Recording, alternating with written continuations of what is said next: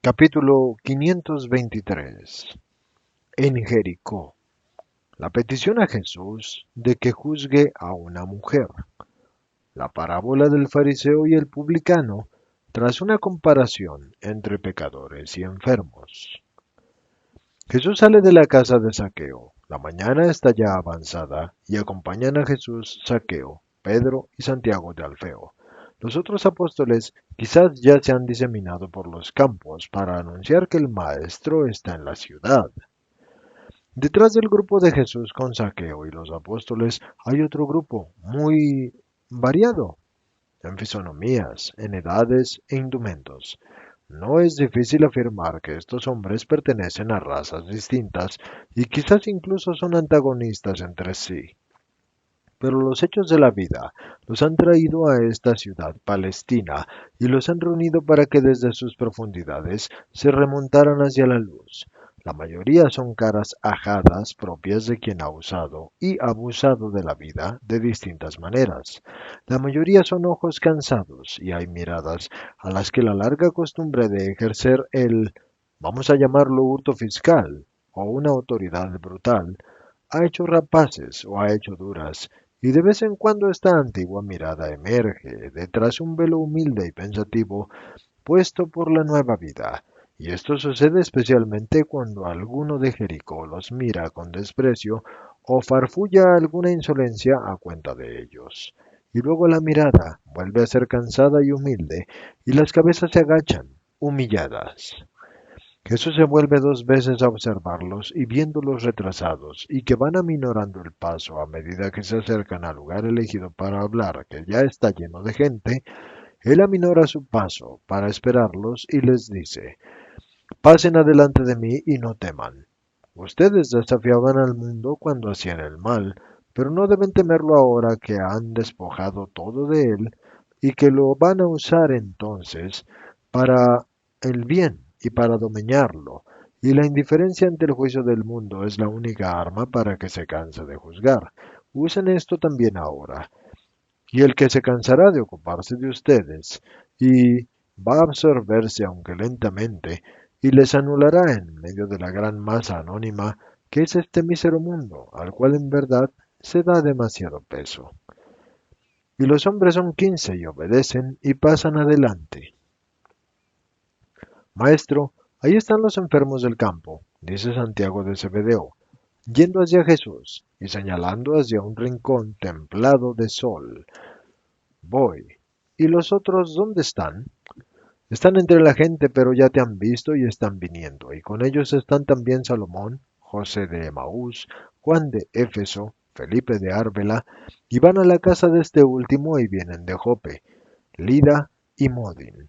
Y traen con ellos hombres de la costa del mar y mujeres. Es más, te buscan porque hay desacuerdo entre ellos en el juicio acerca de una mujer, pero primero quieren hablar contigo.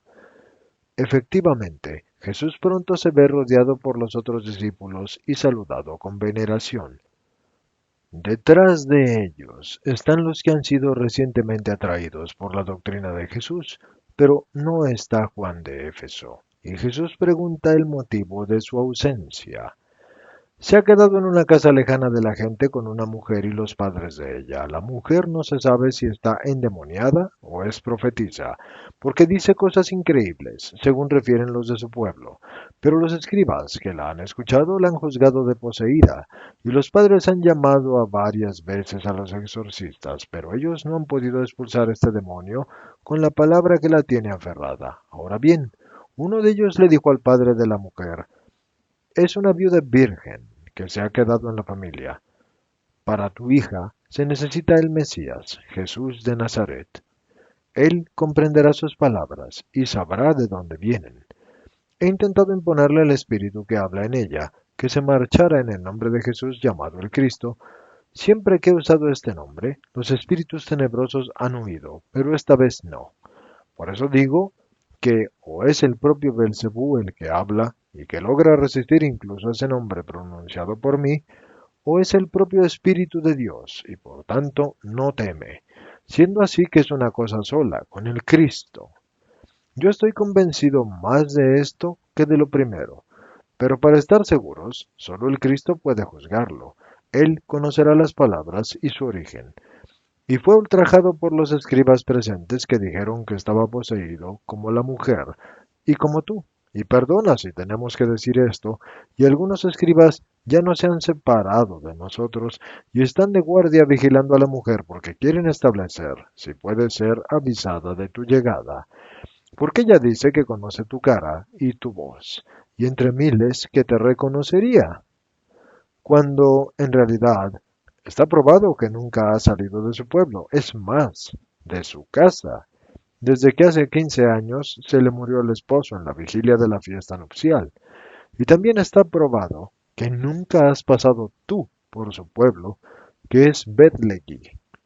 Y los escribas esperan esta última prueba para dejar sentado que está endemoniada. ¿Quieres verla ahora enseguida? No, tengo que hablar a la gente, y aquí, entre las turbas, sería demasiado alborotador el encuentro. Ve a decir a Juan de Éfeso y a los padres de la mujer, y también a los escribas, que los espero a todos al principio del ocaso en los bosques que están a lo largo del río, en el sendero del vado. Anda, ve.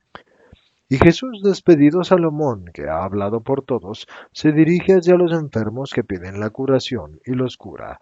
Son una mujer anciana y anquilosada por la artritis, un paralítico, un jovencito deficiente mental, una niña que yo diría que estaba tísica, y dos enfermos de los ojos, y la gente lanza sus vibrantes gritos de alegría. Pero no ha acabado todavía la serie de los enfermos, cuando una madre se acerca desfigurada por el dolor y sujetada por dos amigas o parientes, se arrodilla y dice, mi hijo está muriendo y no se le puede traer aquí. Ten piedad de mí. ¿Puedes tú creer sin medida? Todo, oh mi Señor. Entonces vuelve a tu casa. ¿A mi casa? ¿Sin ti? Y la mujer lo mira un momento angustiada, pero luego comprende, y el pobre rostro se transfigura y grita, voy, Señor, bendito seas tú y el Altísimo que te ha enviado. Y se marcha rauda y más ágil que sus mismas compañeras. Jesús se vuelve hacia uno de Jericó, que es un vecino de un noble aspecto. ¿Esa mujer es hebrea? No, al menos de nacimiento no. Viene de Mileto. De todas formas está casada con uno de nosotros y desde entonces está en nuestra fe. Ha sabido creer mejor que muchos hebreos, observa Jesús. Y luego, subiendo al alto escalón de una casa, hace el gesto habitual de abrir los brazos que procede a su discurso y que sirve para imponer silencio. Habiéndolo obtenido, recoge los pliegues del manto que se ha abierto en el pecho al hacer el gesto y lo sujeta con la izquierda mientras que baja a la derecha con el gesto propio de quien jura y dice, escuchen, vecinos de Jericó, las parábolas del Señor, y luego que cada uno las medite en su corazón y saque de ellas la lección para nutrir su espíritu. Pueden hacerlo porque conocen la palabra de Dios y no desde ayer, ni desde la pasada luna, ni siquiera desde el pasado invierno, sino que antes de que yo fuera el maestro, Juan, mi precursor, les había preparado para mi llegada. Después de llegar yo, mis discípulos han arado este suelo muchas veces para sembrar en él todas aquellas semillas que les había dado, y así pues pueden comprender la palabra y también la parábola. Ah, ¿qué compararé yo a los que después de haber sido pecadores se convierten? Pues los compararé como enfermos que se curan. ¿A qué compararé a los otros a aquellos que no han pecado públicamente o a aquellos más raros, que son perlas negras y que no han incurrido nunca ni siquiera secretamente en culpa grave? Yo los compararé con personas sanas, pues el mundo está compuesto de estas dos categorías, tanto en el espíritu como en la carne y en la sangre.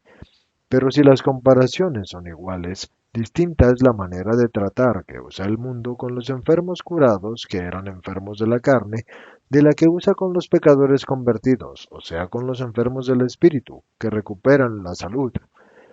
Vemos que incluso cuando un leproso, que es el enfermo más peligroso y más aislado por ser peligroso, obtiene la gracia de la curación, es admitido de nuevo a la colectividad de las gentes después de haber sido observado por el sacerdote y purificado.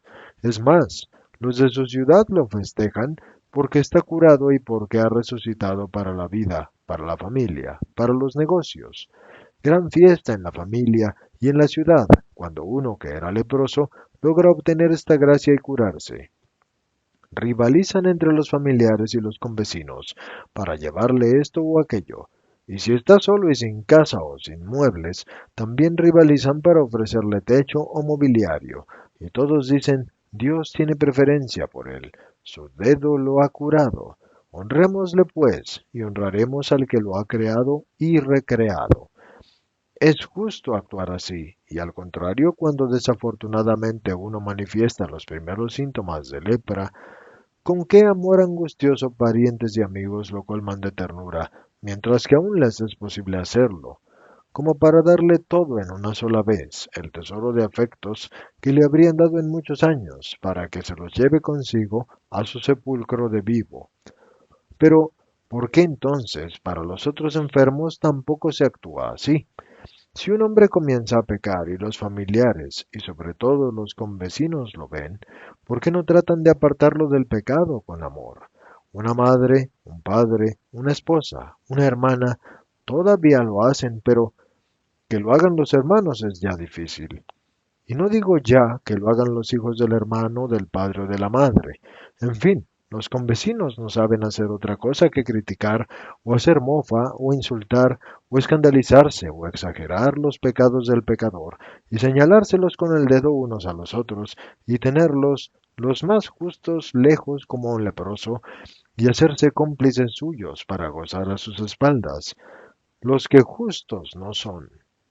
Pero solo raramente hay una boca y sobre todo un corazón que vaya donde está ese infeliz y con piedad y firmeza y con paciencia y amor sobrenatural y con ahínco le trate de frenar el progresivo descenso en el pecado. Pero es que no es acaso más grave y verdaderamente grave y mortal la enfermedad del espíritu, que no priva y además para siempre del reino de Dios. La primera caridad hacia Dios y hacia el prójimo no debe ser acaso este trabajo de curar un pecador por si bien de su alma y para la gloria de Dios. Y cuando un pecador se convierte, ¿por qué ese juicio obstinado sobre él, ese casi deplorar el que haya vuelto a la salud espiritual? ¿Ustedes ven desmentidos los pronósticos de la segura condenación de un convecino de ustedes, pues deberían más bien alegrarse de esto, dado que quien los desmiente es Dios misericordioso, que les da una medida de su bondad para infundirles ánimo ante sus culpas que son más o menos graves? ¿Y por qué esa persistencia en querer ver sucio y despreciable y digno de vivir aislado aquello que Dios y la buena voluntad de un corazón han hecho limpio, admirable y digno de la estima de los hermanos? Es más digno de su admiración. Pero bien que ustedes exultan si simplemente un buey o un asno vuestro o un camello o la oveja del rebaño o la paloma preferida se curan de una enfermedad. Bien que ustedes exultan si un ajeno a ustedes, al que ustedes apenas recuerdan por el nombre o por haberlo oído durante el tiempo en que fue aislado como leproso, se vuelve curado. ¿Y por qué entonces ustedes no exultan por estas curaciones espirituales y por estas victorias de Dios? El cielo sí que exulta cuando un pecador se convierte. El cielo, Dios, los ángeles purísimos, que no saben qué es pecar. Y ustedes hombres, ¿quieren ser más intransigentes que Dios? Hagan justo su corazón y reconozcan que el Señor está presente no solo entre las nubes del incienso y los cantos del templo, en el lugar donde solamente la santidad del Señor en el sumo sacerdote debe entrar, y debería ser santa, como su nombre lo indica. Reconozcan esta presencia también en el prodigio de estos espíritus resucitados, de estos altares reconsagrados, a los cuales el amor de Dios desciende con sus fuegos para encender el holocausto. La madre de antes interrumpe a Jesús con sus gritos de bendición y quiere adorarlo. Y Jesús la escucha y la bendice. y le dice que vaya de nuevo a su casa y reanuda el discurso que ha sido interrumpido. Y si un pecador, que antes les había dado el espectáculo de escándalo, recibe ahora espectáculo de edificación, ustedes no resuelven el burlarse sino imitar, porque ninguno es nunca tan perfecto que sea imposible que otro le enseñe. Y el bien es siempre la lección que debe ser acogida, aunque el que lo practique en el pasado haya sido un objeto de reprobación. Imiten y ayuden, porque haciéndolo así van a glorificar al Señor y van a demostrar que han comprendido a su verbo. No resuelvan ser como aquellos que dentro de su corazón critican porque sus acciones no están de acuerdo con sus palabras. Hagan más bien que todas las buenas acciones de ustedes sean la coronación de todas las buenas palabras, y entonces verdaderamente el Eterno les va a mirar y sí que los escuchará benévolamente. Oigan esta parábola para que ustedes comprendan cuáles son las cosas que tienen valor ante los ojos de Dios. La parábola les va a enseñar a corregir en ustedes un pensamiento que no es bueno y que hay en muchos corazones. La mayoría de los hombres se juzgan por sí mismos, y dado que solo uno de cada 1000 es verdaderamente humilde, sucede que el hombre se juzga como si fuera perfecto, solo el perfecto, mientras que en el prójimo nota la multitud de los pecados. Un día, dos hombres que habían ido a Jerusalén para unos asuntos subieron al templo, y como es conforme a todo buen israelita, cada vez que pone pie en la ciudad santa. Uno era un fariseo y el otro era un publicano. El primero había venido para cobrar el arriendo de algunos almacenes y para hacer las cuentas con sus administradores que vivían en las cercanías de la ciudad, y el otro para imponer los impuestos recaudados y para invocar la piedad en el nombre de una viuda que no podía pagar lo que había sido tasado por la barca y por las redes, porque la pesca, pescaba el hijo mayor, le era apenas suficiente para dar de comer a sus muchos otros hijos. El fariseo, antes de subir al templo, había ido a ver a los arrendatarios de los almacenes, y habiendo dado una ojeada a estos, y habiendo visto que estaban llenos de productos y de compradores, se había complacido en sí mismo, y luego había llamado a uno de los arrendatarios de un lugar, y le había dicho, veo que tus compraventas van bien. Si, por gracia de Dios, estoy contento de mi trabajo, he podido aumentar las mercancías y espero aún aumentarlas más. He mejorado el lugar y el año que viene ya no tendré los gastos de mostradores y estanterías y por tanto ganaré más. Bien, bien, me alegro. ¿Y cuánto pagas tú por este lugar? 100 didracmas al mes. Es caro, pero la ubicación es buena. Tú lo has dicho, la ubicación es buena y por tanto yo te doblo el arriendo. Pero señor, exclamó el comerciante, de esta manera me quitas todas las ganancias. ¿Es justo? ¿Acaso yo tengo que enriquecerte a ti con lo mío?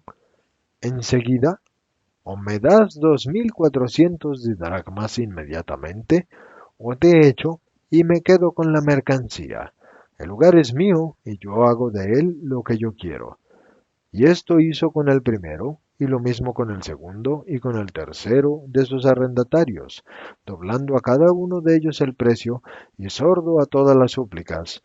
Y porque el tercero, cargado de hijos, quiso oponer resistencia, llamó a la guardia e hizo poner los sigilos de incautación y echó afuera al desdichado. Y luego en su palacio examinó los registros de los administradores y encontró el modo de castigarlos por sus negligencias y se incautó de la parte con la que con el derecho se habían quedado. Uno tenía un hijo moribundo y por la gran cantidad de gastos había vendido una parte de su aceite para pagar las medicinas. No tenía, pues, para dar al detestable amo. Ten piedad de mí, Señor, porque mi pobre hijo está para morir. Luego yo haré los trabajos extraordinarios para resarcirte de lo que te parece justo. Pero ahora tú mismo puedes comprenderlo. No puedo. ¿Que no puedes? Yo te voy a mostrar si puedes o no puedes.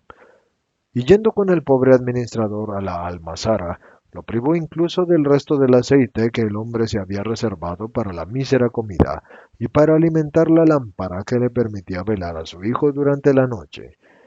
El publicano, por su parte, habiendo ido a su superior y habiendo entregado los impuestos recaudados, recibió esta respuesta: Pero aquí faltan 370 haces. ¿Cómo es eso? Bien, ahora te explico. En la ciudad hay una viuda con 7 hijos. Solo el primero está en la edad de trabajar, pero no puede alejarse de la orilla con la barca porque sus brazos son débiles todavía para el remo y la vela, y no puede pagar un mozo. Así pues, como no puede pagar un mozo de barca, estando cerca de la orilla pesca poco. Y el pescado apenas es suficiente para matar al hambre de aquellas 8 infelices personas. Yo no he tenido el corazón para exigirles el impuesto. Comprendo, pero la ley es la ley. Ay, si se viniera a saber que la ley es compasiva, todos encontrarían razones para no pagar. Que el jovencito cambie de oficio y que venda la barca si no puede pagar. Es su pan futuro y es el recuerdo de su padre. Comprendo, pero no se puede transigir. De acuerdo, pero no puedo pensar en 8 infelices privados de su único bien. Entonces pago yo los 370 haces. Hechas estas cosas, los dos subieron al templo, pasando junto al gasofilacio. El fariseo, que está ostentosamente, sacó de su pecho una voluminosa bolsa y la sacudió en el tesoro hasta la última moneda. En esa bolsa estaban las monedas tomadas de más de todos los comerciantes y los que habían sacado del aceite arrebatado al administrador y vendido inmediatamente a un mercader. El publicano, por el contrario, separó lo que necesitaba para regresar a su lugar y echó un puñadito de monedas. El uno y el otro dijeron, por tanto, cuánto tenían. Es más, aparentemente el más generoso sí que fue el fariseo, porque dio hasta la última moneda que llevaba consigo. Pero hay que pensar que en su palacio tenía otras monedas y créditos abiertos con ricos cambistas. Luego fueron ante el Señor, y el fariseo delante del todo, junto al límite del atrio y de los hebreos, hacia el santo, y el publicano se quedó en el fondo, casi debajo de la bóveda que llevaba al patio de las mujeres, y tenía agachada la cabeza y aplastado por el pensamiento de su miseria respecto a la perfección divina, y oraban los dos. Y el fariseo, bien erguido y casi insolente, como si fuera el amo del lugar, y fuera él el que se dignara a agasajar a un visitante, decía: Ve que he venido a venerarte en esta casa que es nuestra gloria, y he venido a pesar de sentir que estás en mí, porque soy justo, y sé que lo soy. Y de todas formas, y aun sabiendo que lo soy, solo por mérito mío, yo te doy las gracias, como está estipulado por la ley, por lo que yo soy. Yo no soy codicioso, no soy injusto, no soy adúltero y no soy pecador, como ese publicano que ha echado al mismo tiempo que yo un puñadito de monedas en el tesoro. Yo, tú lo has visto, te he dado todo lo que llevaba conmigo. Ese avaro, sin embargo, ha hecho 2 partes y a ti te ha dado la menor. La otra seguro que la va a guardar para juergas y para mujeres. Pero yo soy puro, y yo no me contamino. Yo soy puro y soy justo. Ayuno 2 veces a la semana, pago los diezmos de cuanto poseo. Sí, soy un hombre puro, justo y bendito, porque soy santo. Recuerda esto, Señor. Y el publicano, desde su lejano rincón y sin atreverse a levantar la mirada hacia las preciosas puertas del Ecol, y dándose golpes de pecho, oraba así: Señor, no soy digno de estar en este lugar, pero tú eres justo y eres santo, y me lo concedes, una vez más, porque sabes que el hombre es pecador, y que si no se acerca a ti, se transforma en un demonio. Oh mi Señor, yo quisiera honrarte noche y día y tengo que ser esclavo de mi trabajo durante muchas horas, un trabajo rudo, que me deprime, porque produce dolor a mi prójimo, que es más infeliz que yo. Pero tengo que obedecer a mis superiores, porque es mi pan. Haz, Dios mío, que sepa dulcificar el deber hacia mis superiores con la caridad hacia mis pobres hermanos, para que en mi trabajo no encuentre mi condena. Todos los trabajos son santos si se ejercen con caridad. Ten tú caridad siempre presente en mi corazón, para que yo, miserable como soy, sepa compadecerme de los que están sujetos a mí, como tú te compadeces de mí, que soy un gran pecador. Yo habría querido honrarte más, Señor, y tú lo sabes, pero he pensado que apartar el dinero destinado al templo para aliviar a 8 corazones infelices fuera mejor que echarlo en el gasofilacio y luego hacer verter las lágrimas de desolación a 8 inocentes infelices. Pero, Señor, si me he equivocado, házmelo comprender. Oh Señor, y yo te daré hasta la última moneda, y volveré al pueblo al pie, y mendigando un pan. Hazme comprender tu justicia, y ten piedad de mí, Señor, porque yo soy un gran pecador. Esta es la parábola, y en verdad les digo, que mientras que el fariseo salió del templo con un nuevo pecado añadido a los que ya tenía y ya había cometido antes de subir al Moria, el publicano salió de allí justificado y con la bendición de Dios, y ésta lo acompañó a su casa, y en ella permaneció, porque él había sido humilde y misericordioso, y sus acciones habían sido aún más santas que sus palabras. Por el contrario, el fariseo solo de palabra y externamente era bueno, mientras que en su interior era como un diablo y hacía obras de diablo por soberbia y dureza de corazón, y Dios por eso lo aborrecía. El que se ensalza será siempre antes o después humillado. Si no es aquí, lo será en la otra vida. Y el que se humilla será ensalzado, especialmente en el cielo, arriba, donde se ven las acciones de los hombres en su verdadera verdad. Ven, Zaqueo, venid los que estáis con él, y vosotros, apóstoles y discípulos míos, os seguiré hablando en privado. Y envolviéndose en su manto, vuelve a la casa de Zaqueo.